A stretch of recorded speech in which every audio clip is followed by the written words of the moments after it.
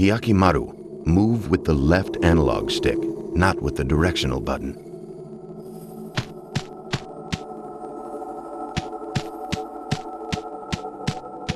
Good. Well done, Hyakkimaru. Move with the left analog stick while holding down the L1 button. This will allow you to strafe from side to side. Use it to avoid exposing your back to your enemy. Press the L1 button to center the camera in the direction you are facing. Jump with the X button. Yes, very good, Hyakkimaru. Now try pressing the X button one more time while in mid-jump. Well done. That was an excellent double jump. Now for battle practice. The square button does a light attack and the triangle button does a heavy attack.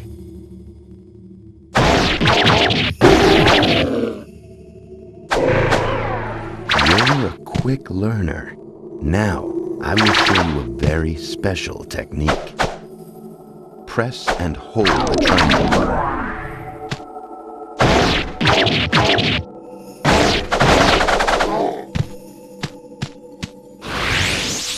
When your sword flashes, let go of the triangle button. Attack the enemy using that technique.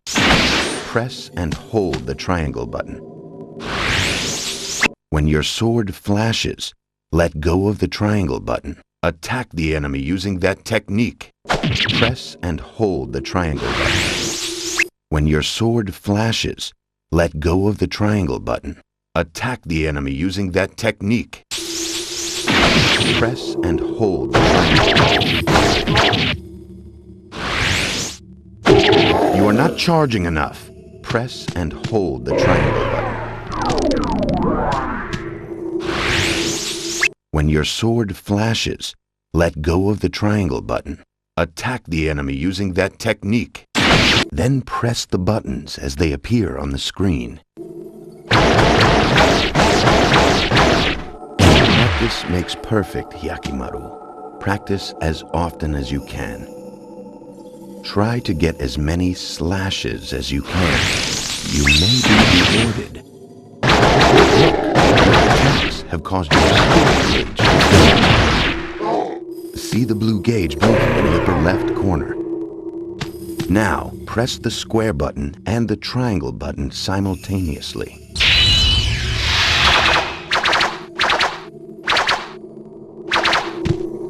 Excellent. You have successfully performed a spirit attack. You will be able to learn more spirit attacks by finding spirit scrolls.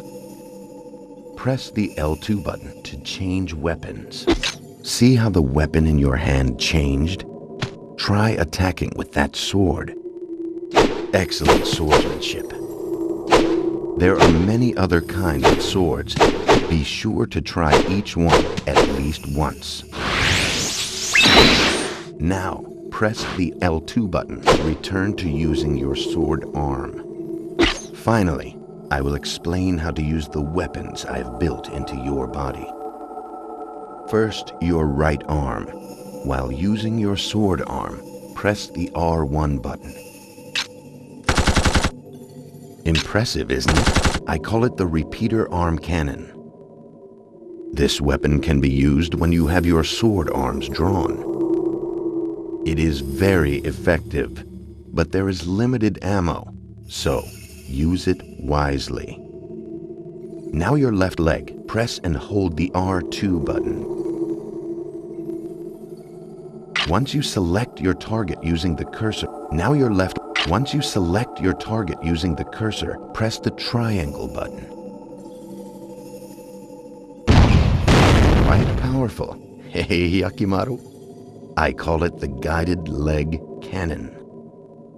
It is very powerful, but uses special ammo. Use it sparingly. Oh, I almost forgot. Those swords in your arms, as you defeat demons with them, the swords will increase in level. Be sure to use them often, Hyakkimaru, for they will serve you well. Hyakkimaru, your journey begins here. Steel your will. Be strong. Defeat the 48 fiends and return here alive. I await you, Hyakkimaru.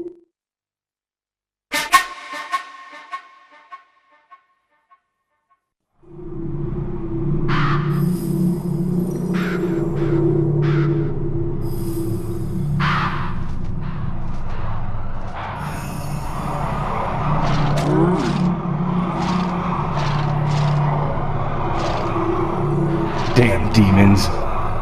You really think you can kill me? Try me. I will take back all the 48 body parts the fiend stole from me.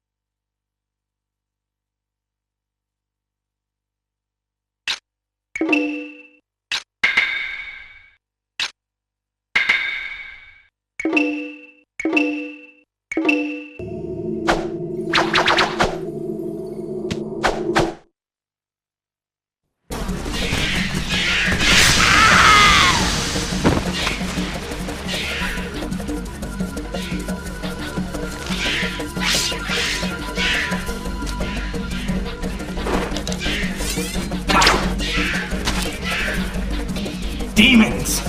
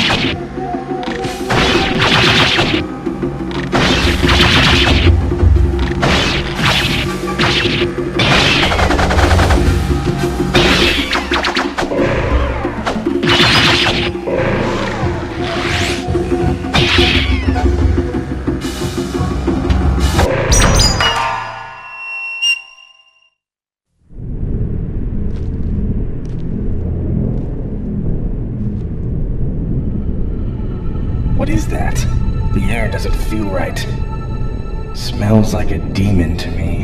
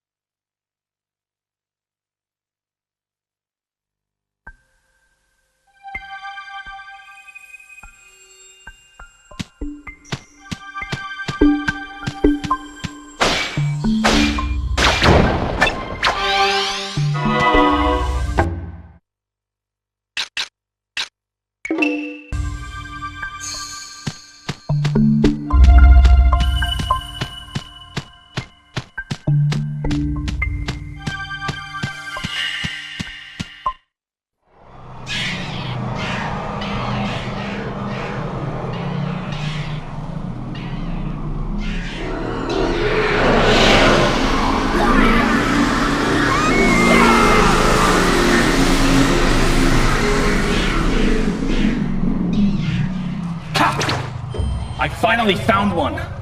These fiends live off the sorrow and despair of humans! I'm here to take back my body!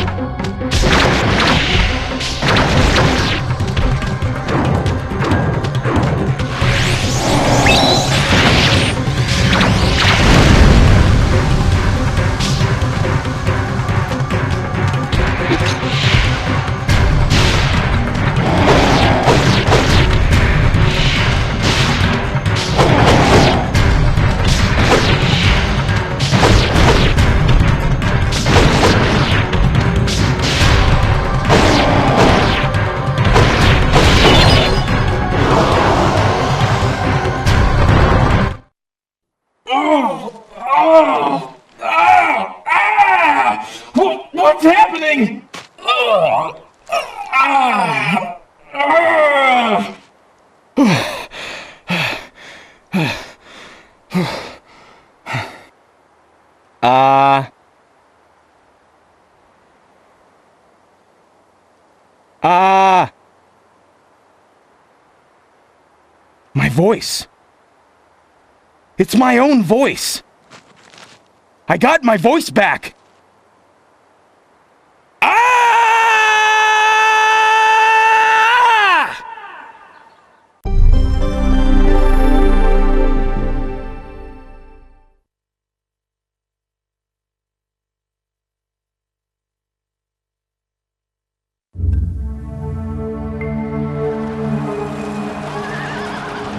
The world was ravaged by unending war. The people cried to the heavens, their hearts full of despair. Unbeknownst to them, the world was at the mercy of a group of vile demons known as fiends. One day, a terrible omen appeared in the sky. When morning came, not one, but two suns rose in the east.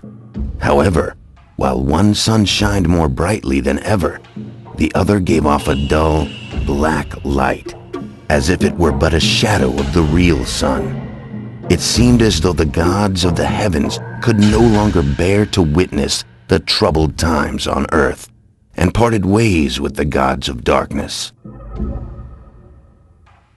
The gods of darkness, the fiends, looked upon this omen with fear. To them, the appearance of two suns foretold the birth of a human that would have the power to end their dark rule. However, the fiends could not destroy this child of light themselves. They discovered, however, they could corrupt the child's birth parents.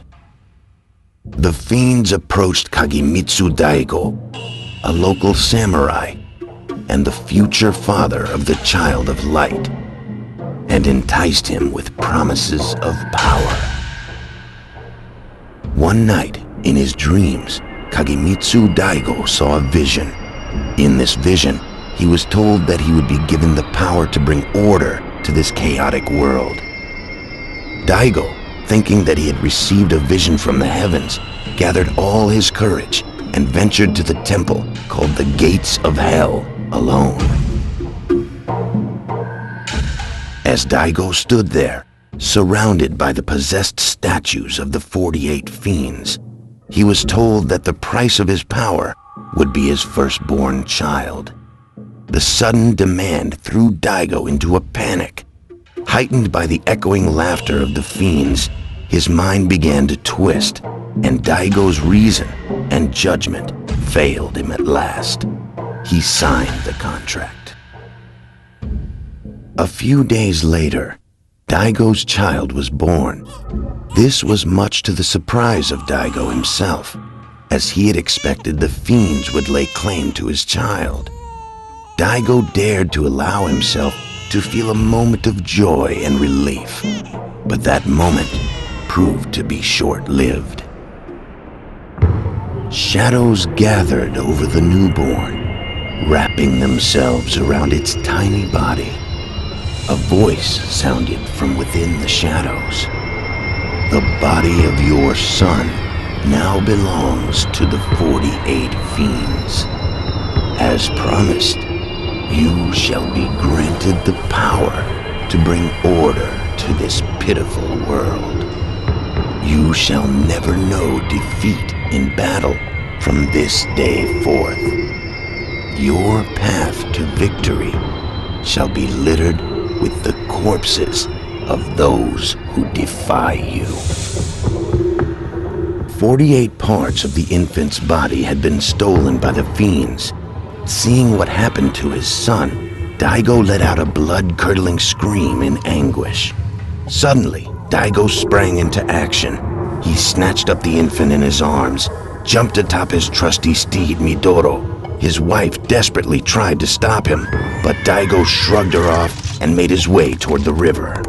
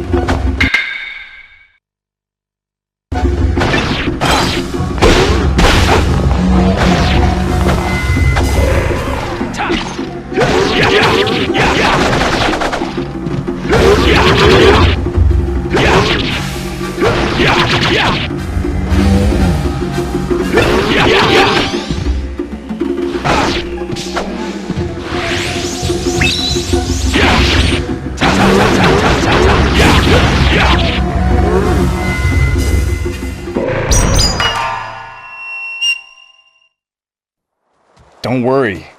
I've killed all the demons. My arm? It's fake. Let's not go telling everyone about this, okay?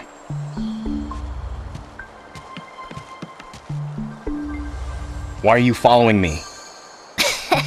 That sword in your arm. I bet it was forged by a master swordsmith. I don't know. Maybe it was. It works good enough for me. I thought so. You mind if I take it? Take it? You? Don't make me laugh.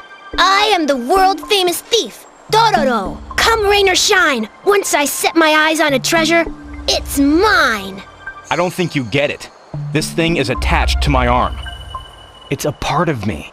You can't get rid of me that easily. I will get that sword. Are you stupid? Staying near me is certain death. You saw them, didn't you? I'm haunted by ghosts and demons. Well, the world-famous thief is afraid of nothing. Thief or not, don't follow me.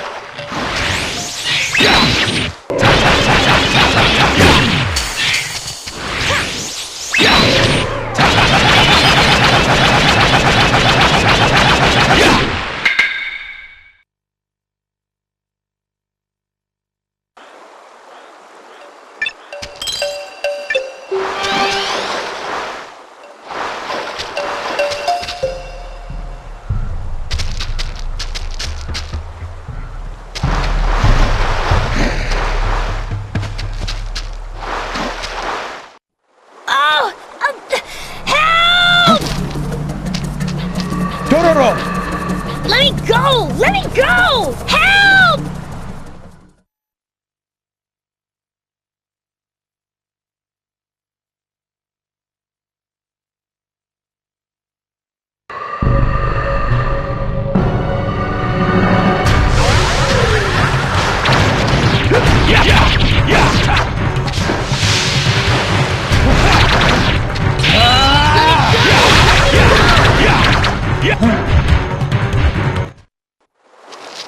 Thanks for your help. I'll cover your back.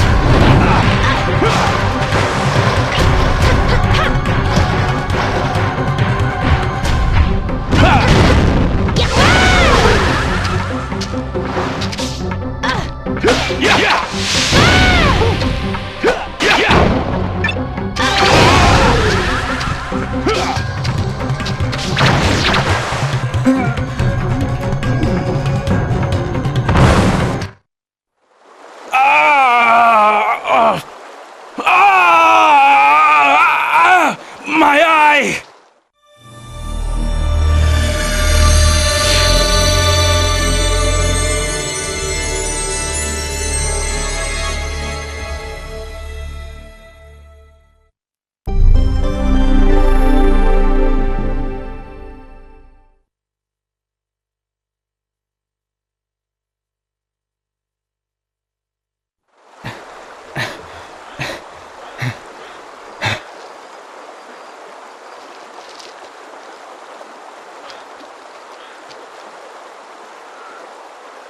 I can see through my left eye.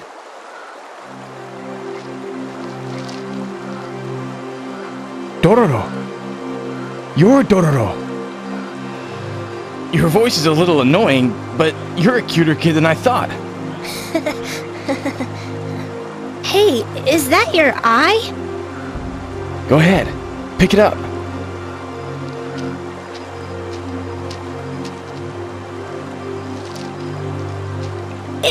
It's a fake eye! You scared? I don't blame you.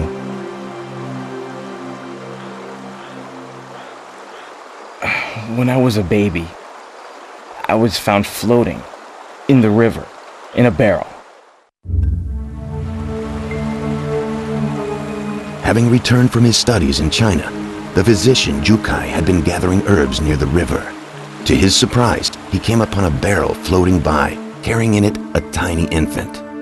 Perhaps it was his medical training that urged him to save the child, or perhaps it was human instinct, but Jukai did not hesitate but for a second before he rescued the child from the barrel. Yet upon examining the child, he was at a loss for words, for he did not know any medicines that could help this cursed infant. However, as Jukai fed the child, he watched the infant sip at its porridge. He felt its burning desire to live and decided to raise the child as his own.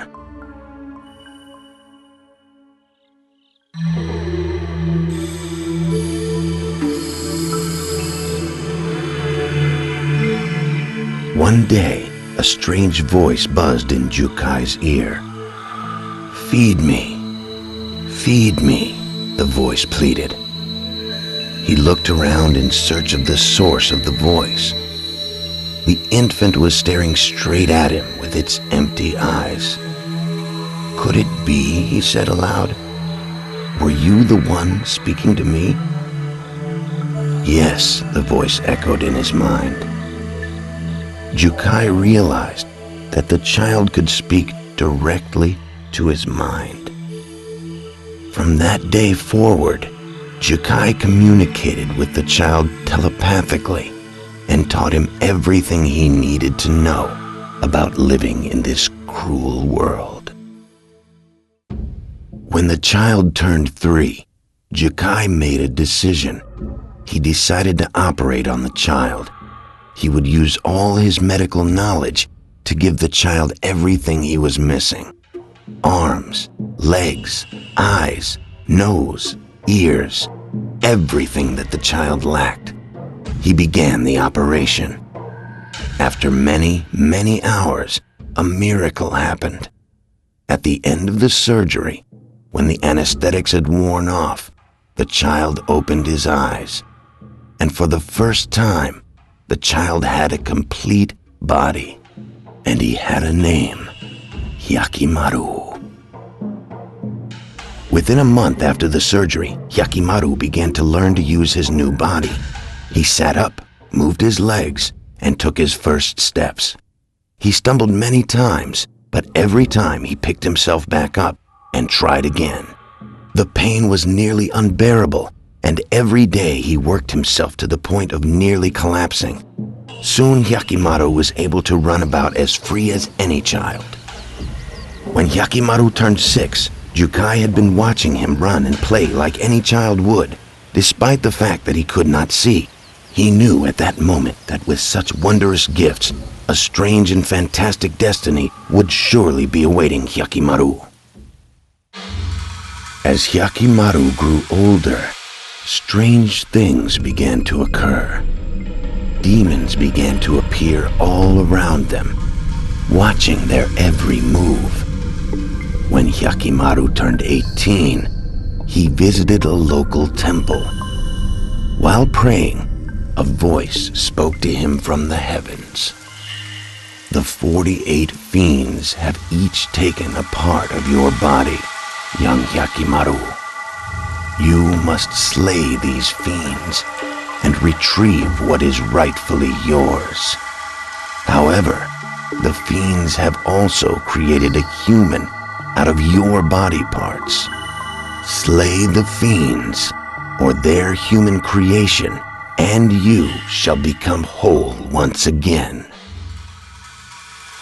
Hyakkimaru, sensing the seriousness of the situation, sat down to speak with Jukai.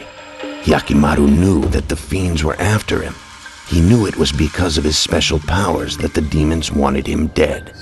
Even though he had artificial limbs and could not see nor hear, he could see things with some sort of innate sixth sense. He knew that the fiends considered him a threat and would do anything to get rid of him. Hyakkimaru decided that he must seek out the fiends and destroy them. To help him accomplish this, Jukai decided to perform one final operation on Hyakkimaru. He fitted Hyakkimaru's body with various powerful weapons. As Hyakkimaru prepared to set off on his quest, Jukai warned Hyakkimaru of the dangers he was sure to face. He explained that fiends lived off of human suffering and grief.